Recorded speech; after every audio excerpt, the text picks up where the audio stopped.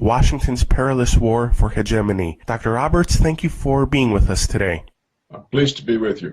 Let's look first at the topic of Greece and everything that has been happening to the country in recent years. You have written that Greece is under foreign occupation. Explain to our listeners why you believe this is the case. Well, Greece is being looted like a colony of the private banks, which is what it is. Previous Greek governments accepted bribes to indebt Greece to private banks.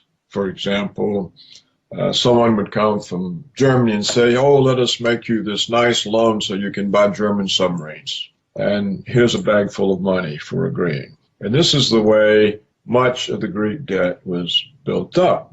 Now, normally in the past, when people find they have excessive debt or governments have excessive debt that they can't service, the debt is written down to an amount that can be serviced. For example, when Mexico couldn't pay in the 1980s, the debt was written down. The U.S. government came up with Brady bonds, which was a way of writing down the debt. But now that looting is completely unleashed, the rule is that if the government can't pay, the Greek people have to pay. And the way they have to pay is to accept cuts in their public pensions, cuts in employment, lower wages, cuts in social services, and they have to sell off their municipal water companies, their ports, the state lottery, their protected national islands. And all of this money then is used to pay the private bankers that lent the Greek government's money that did not really benefit the Greek people very much, but benefited the foreign recipients of the loans, such as the purchase of German submarines. So this is a looting process. It's the way that the colonialists looted the colonies in Africa and Asia. And now what we see is the West is looting itself. It looted Ireland. It tried to loot Iceland, but failed. And now it's looted Greece. Italy and Spain are on the list. Portugal has been looted. And this all happens because the people accept it.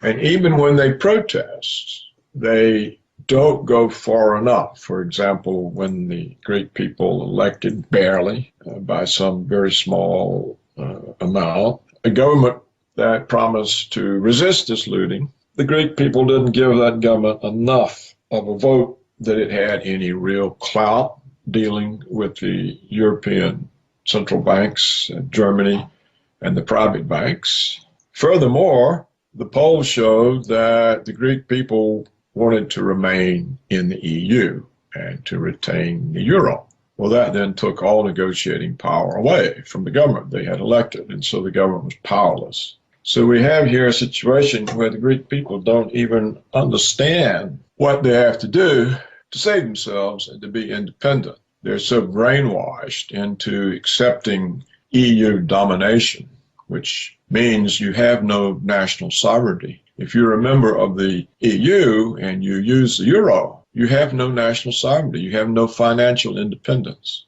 Let's tackle these issues. What do you make of the actions of the supposedly left-wing Syriza government in Greece, particularly its actions following the referendum of last July?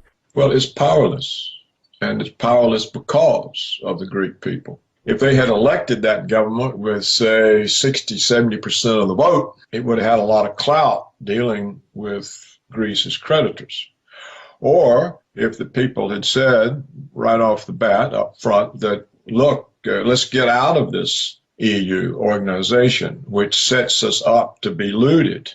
We don't want to be in that. We don't want the euro. We want our national sovereignty back. You don't have national sovereignty if you don't have your own central bank that can create money to lend to the government. And they didn't do any of that. And so the government is powerless. It can't do anything. It's subject to blackmail, and it collapsed. The current Greek government is continuing the actions of its predecessors and moving forward with the wholesale privatization of key public assets, including major airports and harbors. You have written a lot about privatization and how it is used as a strategy to destabilize or weaken countries, as in the case of Russia, for example. How are privatizations used as a weapon, and what is their impact on struggling economies? Well, when a national resource is privatized, the revenues from that resource pass outside the hands of the government to private parties. So it depletes the government of revenues. For example, if the Greek National Lottery is privatized, then those profits from the lottery go to the private owners. They're no longer feeding into the government's budget. Now, if these private owners are foreigners, as will be the case for almost all of the Greek privatizations, the revenues not only leave the government budget, they leave the country. And so privatization is a way of diverting Greek revenue sources into foreign private hands. To agree to this is to accept being a colony, essentially a slave state, which is what Greece now is. It's a slave state of the Northern European banks. We are speaking with author, columnist, and former Assistant Secretary of the United States Treasury, Paul Craig Roberts, here on Dialogos Radio. And Dr. Roberts, we hear a lot about Greece's debt. In your view, is Greece's debt sustainable or even legitimate? And how do the IMF and the Western powers use debt as a means to loot these countries? Governments get in debt, often with bribes, false promises. There's a very famous book by John Perkins titled Confessions of an Economic Hitman. And in this book, he describes the process as he was part of it. You take a development plan, for example, to a foreign government and say, look, let us lend you all this money and you can electrify the country. And this electrification will cause so much business activity that the taxes from the profits on this business activity will allow you to pay off the loan and to raise the living standard of the people and the economic development of the country. And these promises are always grossly overstated, and the purpose is to get the government in debt. And so the government falls for the development scheme, contracts the debt, and when the scheme doesn't succeed in servicing the debt, the private banks say, well, look, you owe us this money, you've got to pay it. And the government says, well, we really can't. And so along comes the International Monetary Fund and says to the government, look, we'll protect your credit rating by lending you the money to pay off the private banks. This is often described as aid, but of course it's not aid. It's simply the International Monetary Fund taking over the private debts and leaving the government indebted to the IMF. And then the IMF says, oh, well, now you have to have these austerity programs, such as the ones imposed on Greece, so that you can pay us back. And also, you will have to supplement these austerity programs by selling off your national assets. If it's oil, then it's oil. If it's copper, then it's copper, or whatever the country has passes into foreign hands, and therefore the revenue streams associated with those assets pass to foreigners, and it leaves the country more impoverished. And often they still can't pay the debt. And part of the deal is, well, you have to accept American military bases. You have to vote with us in the UN. All sorts of political conditions are also put on the loan. And all of it is done in the name of protecting the country's credit rating so that it can continue to borrow. Well, of course, it can't borrow anyhow. It's already over its head in debt. And yet government after government continues to fall for this or are bribed into it. And as John Perkins points out in his book, Confessions of an Economic Hitman, if it so happens that a government has a leader that can't be bought off with bribes, Washington overthrows them or assassinates him. And it's entirely possible that the Greek government faced this type of threat. You mentioned your belief that Greece, and in particular the Greek people, should demand an exit from the Eurozone and the European Union. In your view, would Greece have any chance of recovery remaining within the framework of the Eurozone and the European Union, as the Greek government and economists like Yanis Varoufakis have insisted? By remaining in the EU and using the euro, there is no prospect whatsoever of Greece recovering. In fact, they have given up so much now they probably could never recover, even if they left the EU. They had an opportunity to leave, and they should have seized it, and the Russians offered to finance them. But either the government had no vision, or was intimidated by threats, or felt that it did not have the public support. So I think now Greece is history. It's a colony of the northern European banks. How could Greece, or for that matter any other Eurozone member, manage an exit from the euro if they finally made the decision to depart? They just have their own currency. Every government that joined the euro gave up their financial sovereignty because they no longer have a central bank that can create money to finance the government. So they became dependent on private banks. These are looting mechanisms. So the minute Greece joined the euro, it gave up its sovereignty. The only way it can get its sovereignty back is to leave the euro and bring back its own currency and use its own central bank to provide the country's money and not rely on German and Dutch banks or on Goldman Sachs. That's the only way you can be an independent sovereign country. There's no such thing as an independent sovereign country that cannot create its own money. We are on the air with author, columnist, and former Assistant Secretary of the United States Treasury, Paul Craig Roberts, here on Dialogos Radio. And Dr. Roberts, moving on beyond the case of Greece, let's look at the tensions between Russia and the United States, as well as U.S. allies such as Turkey. You have predicted that we are heading towards World War III. What do you believe we will see unfold in the Middle East and Russia in the coming year? When the Soviet Union collapsed, the neoconservatives in Washington concluded that history had chosen the United States to exercise hegemony over the world, and that the United States was the indispensable country, the exceptional people, and this placed the United States above the law of other countries and its own law. The conflict with Russia occurred because Putin reestablished the sovereignty of Russia by pursuing an independent foreign policy. The Yeltsin government had been an American puppet state. But when the neoconservatives became so focused in the Middle East, you may remember it was supposed to be a 6-week war, and it's turned out to be a 15-year war that's not over. This distraction allowed Putin to reestablish the independence of Russian foreign policy, to rebuild the country, its military, its economy. And all of a sudden, the neoconservatives in Washington found that Russia was a check on their power. For example, the Obama regime was all set to invade Syria. They had framed up Assad on fake charges that he had used chemical weapons.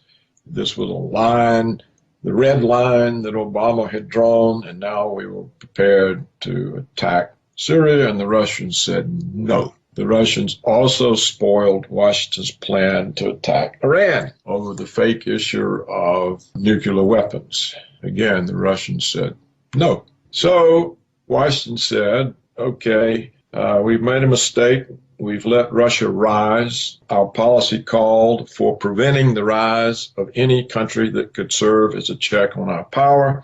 We didn't pay enough attention. Now Russia's there. We got to do something about it. Where can we attack them? The Ukraine. And so Washington engineered a coup in Ukraine. It caused all this kinds of ongoing trouble, but actually were outsmarted by Putin. So the effort of Washington to grab the Russian Black Sea naval base in Crimea was frustrated.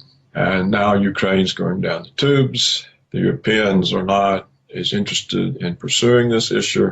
This allowed Putin to go into Syria because the Russians are afraid that if the Islamic State of Iraq and Syria is established, all of this conflict will be exported into Muslim territories of the Russian Federation and will be used to destabilize Russia. So the Russian government made a decision that they would go into Syria, invited, of course, by the government legally, and dispose of ISIS before this Islamic State could be established and start exporting the troubles into Russia. This caught Washington off guard. The government in Washington is now split. Some people are saying, look, we pushed this too far. Others are saying, this is a chance to start a conflict with Russia. Can we just send enough troops there? We can engineer a conflict with the Russian forces and start a war. Well, which group will prevail remains to be seen. I can't predict that. The neoconservatives want war, but the older foreign policy establishment has been somewhat rejuvenated by the massive failures of the neoconservatives.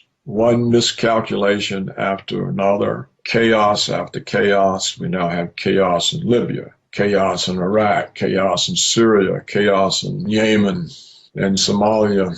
This has given influence back to the old foreign policy establishment, which was more cautious than neoconservatives. So now we have a further check on the neoconservatives, and that is in the policy-making councils in Washington itself. How this plays out remains to be seen, because the neoconservatives are very well tied in to the black operations part of the security services. They can cause false flag attacks. They still dominate the American media, indeed the Western media. So I can't predict what the outcome will be. Putin intends the outcome to be the defeat of the Islamic State and stability restored into Syria.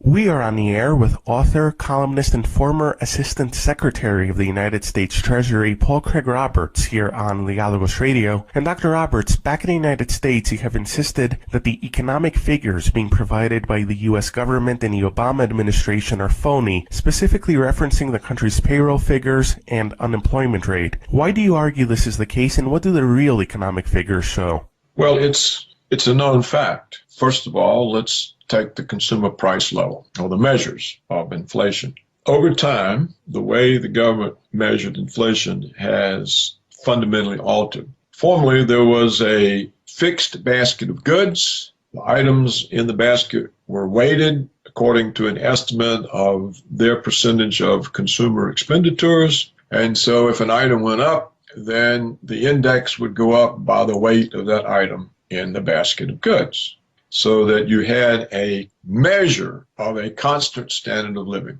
Now, what they did, they introduced what they call the substitution effect. They argued, when the price of something goes up, consumers substitute a less expensive alternative. And so what they started doing when the price of something went up, they just threw it out of the index and stuck something in there that was less expensive. For example, if the price of a superior cut of meat, a superior steak, goes up, they take that out and they put in a lower grade cut of meat. And in that way, they have changed the index from measuring a constant standard of living to one that measures a declining standard of living. They did this in order to avoid having to pay cost of living adjustments on the Social Security pensions. So that's one way they understate the inflation. The other way they understate the inflation, they say, well, not all price rises are price rises. Some are quality improvements. That's, of course, true. Sometimes the price of something goes up because of a great improvement in the quality. On the other hand, it's still a price rise. The consumer is still faced with a price rise, and therefore it does cut in to the consumer's real income. Furthermore, once you start this, once you say that, it's not a price increase, it's a quality improvement, you can spread it to everything. All of a sudden, every price increase becomes a quality improvement. And this is the other way they understate the inflation. So the inflation measures no longer measure inflation. For example, we're told we have zero or even negative inflation. But if you measure the inflation the way the U.S. government previously measured it before these so-called reforms, the current rate of inflation in the United States is between 8 and 9% yearly. So that you see a rapid deterioration year over year in the real incomes of the American people. so that you see the inability of the economy to maintain a growth in aggregate demand. Now, what did they do with employment?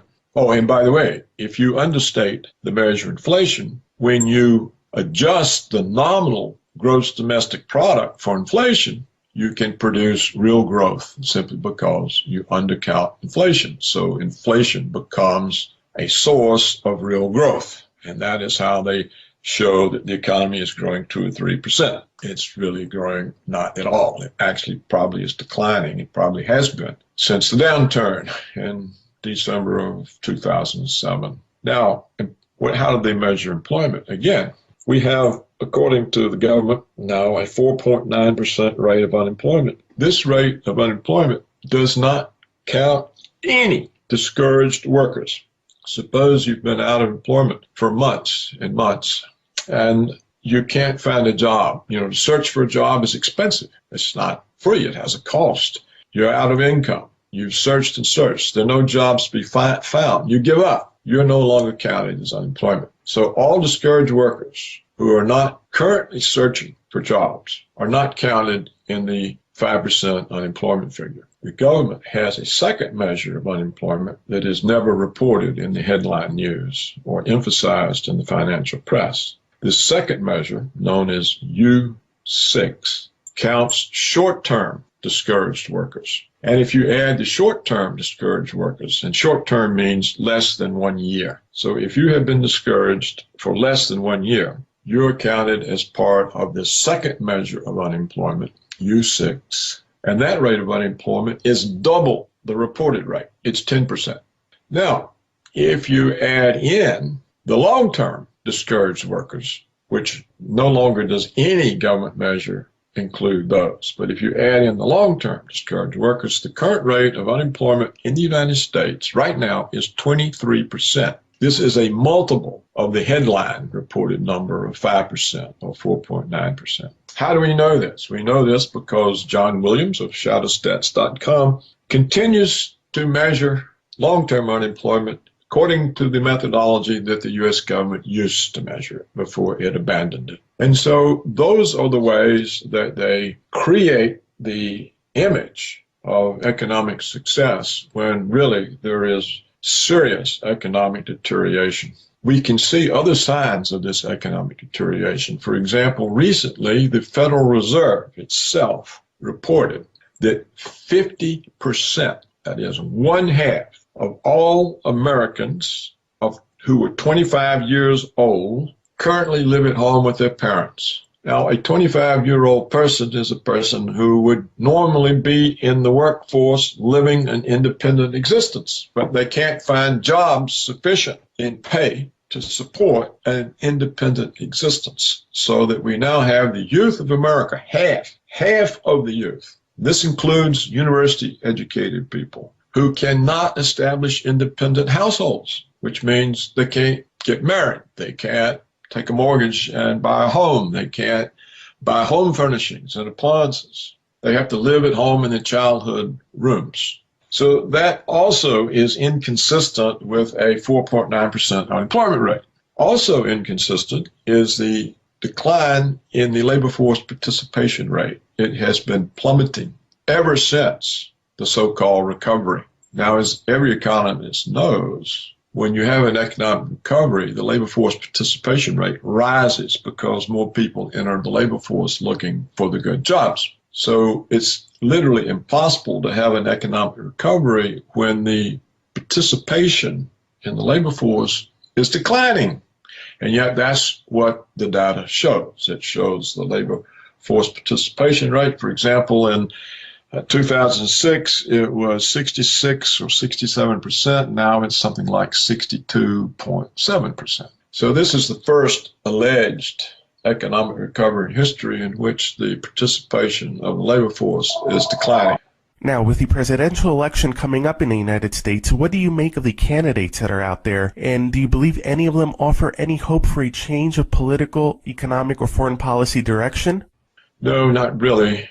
Two of the candidates have the possible potential of that. For example, this Bernie Sanders, the Democrat, he's different he's not exactly a member of the establishment. I think he realizes there are a lot of problems, and I think he's more inclined to represent the people than the powerful economic interest groups. On the Republican side, this character, Donald Trump, is also very different. He's not a member of the political establishment either. And people like him because when he says outrageous things, he doesn't apologize. He comes across as strong and forceful and against Washington. And so he's popular.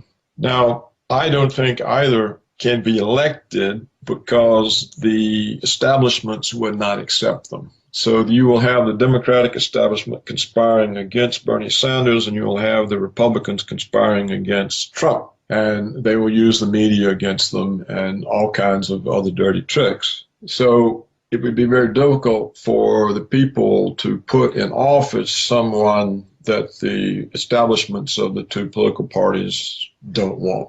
Even if they were to be elected, I don't think they could change anything. And the reason is that neither is the product of a movement. There's not a movement behind Trump or a movement behind Bernie Sanders. There's not a body of people that either knows to draw on to staff the government to bring about the change. If, for example, Trump represented a movement that had been going on for years, and he was aware of policy, and he knew what needed to be done, and he knew the people that he could appoint that would do that, and he was able to get the Senate to confirm them in office, then you could have some change. And the same for Sanders. If he had a movement behind him, knew who he could trust to implement the policies, but neither of them have this. And so when they get there, who do they appoint? I mean, the government is not run by presidents. It's run by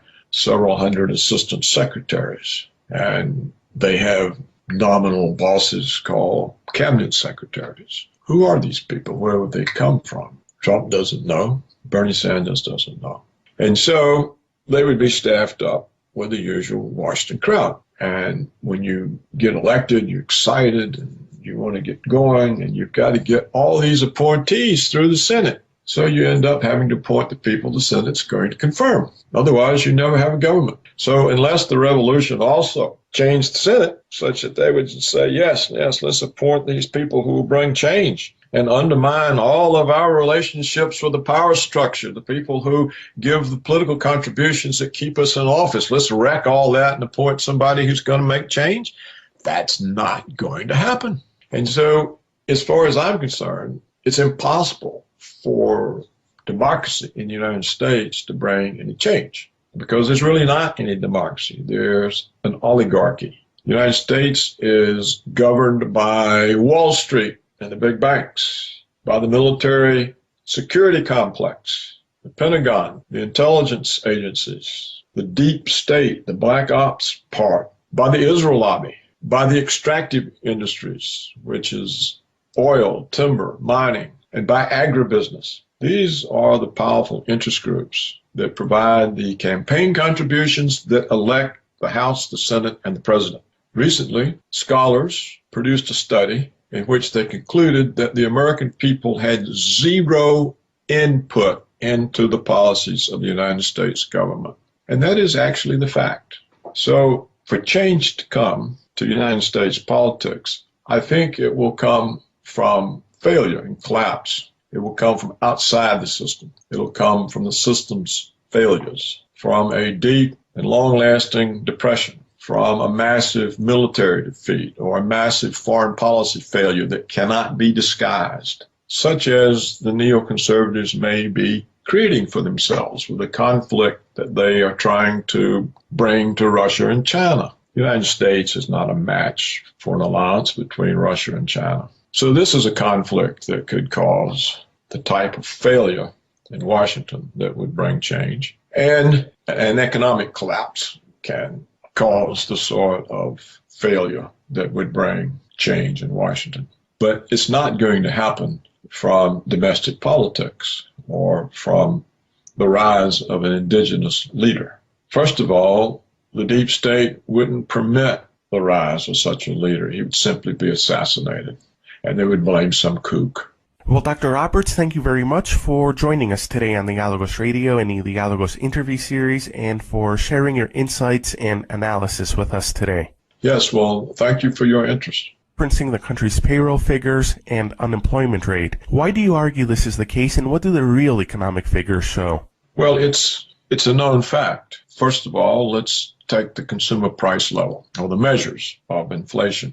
Over time, the way the government measured inflation has fundamentally altered. Formerly, there was a fixed basket of goods. The items in the basket were weighted according to an estimate of their percentage of consumer expenditures. And so if an item went up, then the index would go up by the weight of that item in the basket of goods, so that you had a measure of a constant standard of living. Now, what they did, they introduced what they call the substitution effect. They argued, when the price of something goes up, consumers substitute a less expensive alternative.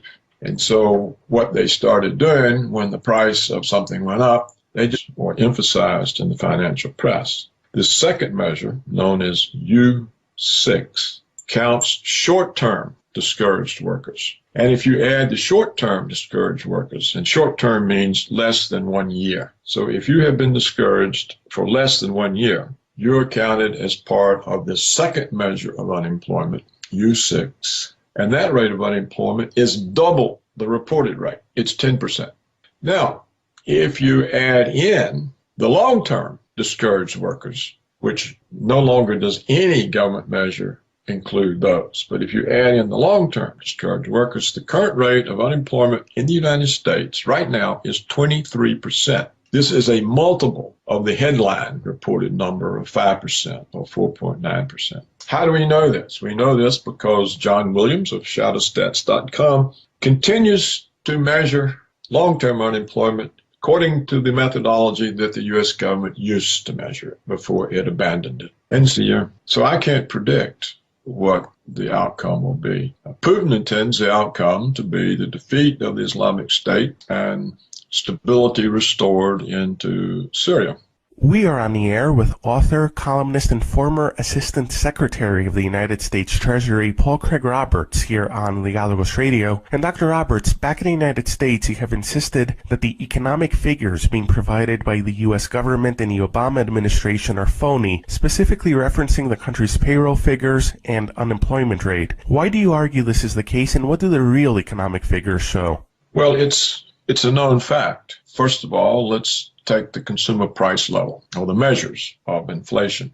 Over time, the way the government measured inflation has fundamentally altered. Formerly, there was a fixed basket of goods. The items in the basket were weighted according to an estimate of their percentage of consumer expenditures. And so if an item went up, then the index would go up by the weight of that item in the basket of goods, so that you had a measure of a constant standard of living. Now, what they did, they introduced what they call the substitution effect.